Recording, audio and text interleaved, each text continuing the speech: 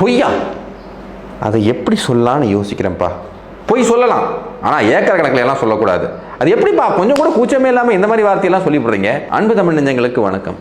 காமராஜோட ஆத்மாவே காரி துப்புற அளவுக்கு ஒரு ஸ்டேட்மெண்ட்டை சொல்லியிருக்காரு. யார் சொல்லியிருக்காரு அப்படின்னு பார்த்தீங்கன்னா, நம்ம ஈவிகே இளங்கோவன் அவர்கள் சொல்லியிருக்காரு.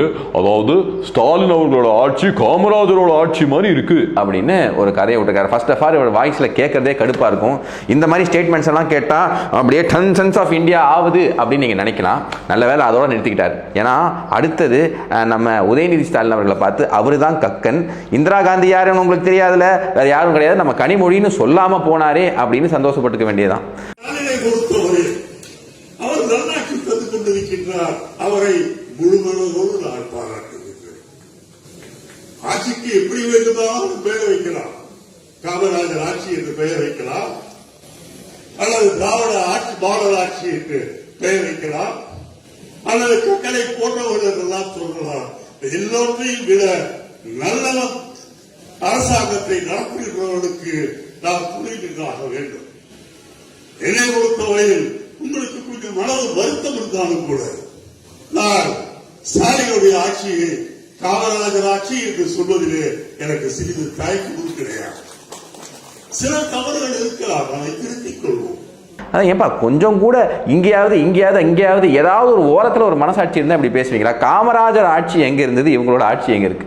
இப்போ இவங்க ஆட்சியில் கடந்த ஒரு 2-3 நாட்களில் நடந்த சம்பவங்கள் எல்லாத்தையும் சொல்கிறேன்.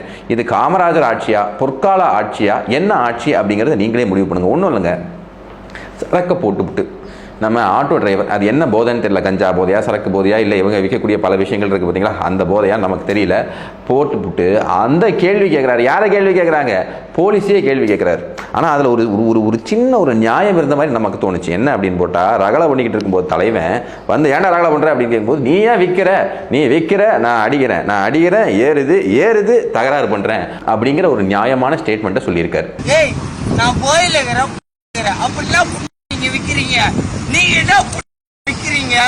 காமராஜர் ஆட்சியில் எல்லாருக்கும் இந்த சாப்பாடு கொடுத்தாங்க. அதாவது கல்வி கண்டிருந்த கர்ம வீரர் காமராஜ் ஐயா வந்து குழந்தைங்களுக்கு சாப்பாடு போட்டாங்க. இப்போ நெல் கொள்முதலோட ஸ்டேட்டஸ் எப்படி இருக்குன்னு பாருங்க.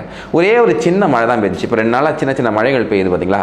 அது வந்து ராமானுஜபுரத்தில் பெஞ்ச அந்த மழையில் இந்த நெல் மூட்டைகள்லாம் கொண்டு போய் வச்சிருப்பாங்க பார்த்தீங்களா. எவ்வளோ கேர்லெஸ்ஸாக இருக்காங்க பாருங்க. 5000 நெல் மூட்டைகள் மழையில் நனைஞ்சு போச்சு. அப்போ அதோட லைஃப் எப்படி இருக்கும் உங்களுக்கு எல்லாருக்கும் தெரியும். இது எல்லாம் யார் காசு? இது கூட பாதுகாக்க தெரியல உங்களுக்கு. இது காமராஜர் ஆட்சியா? அடுத்தது பாருங்க, இப்போ நீங்கள் போய் பார்த்தீங்கன்னா ரேஷன் கடையில் இது பாம் ஆயில் கொடுக்க மாட்டேங்கிறாங்க, அப்புறம் சில பருப்பு வகைகள் இல்லை, ஷார்ட்டேஜஸ் இருக்குது அப்படின்னு சொல்கிறாங்க. நிறைய இடத்துல கிடங்குகளில் இந்த பாம் ஆயில் இல்லை. காரணம் என்னடா அப்படின்னு கேட்டால், அதாவதுங்க இந்த எலெக்ஷன் டைம் வந்துருச்சுங்களா, அப்போ புது டெண்டர் விடணும். இப்போ மாடல் கோட் ஆஃப் கான்டக்ட் இருக்கிறதுனால இது விட முடியலன்னு.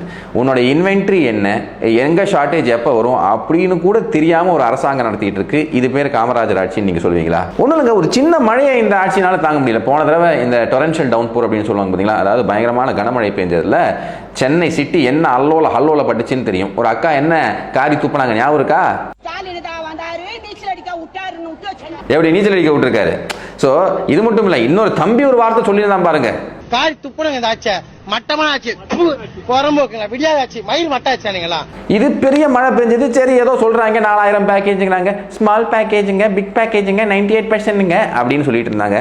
அதுவும் ஒன்றும் புரியல. 2 மணி நேரம் மழை பெஞ்சதுக்கு பொள்ளாச்சியில் என்ன ஆயிருக்கு அப்படின்னு பார்த்தீங்கன்னா, ஃபுல் டிராஃபிக் பிளாக். எப்படி ஃபுல் டிராஃபிக் பிளாக் ஆயிடுச்சு. அந்த அளவுக்கு தான் இவங்களோட மேனேஜ்மெண்ட் இருக்கு. இந்த அழகுல என்ன தைரியமா பேசியிருக்காங்க. ஒரு பக்கம் பாருங்க டிராஃபிக் பிளாக், இன்னொரு பக்கம் மக்கள் எந்த அளவுக்கு கடுப்பா இருக்காங்கன்னா, குடிக்க தண்ணி இல்லை, தனியாருக்கு நீ பைப் போட்டு கொடுத்துருக்கேன்னு பைப் எல்லாத்தையும் பிடிக்க போட்டுட்டு இருக்காங்க. என்னமா காமராஜர் ஆட்சி நடக்குது.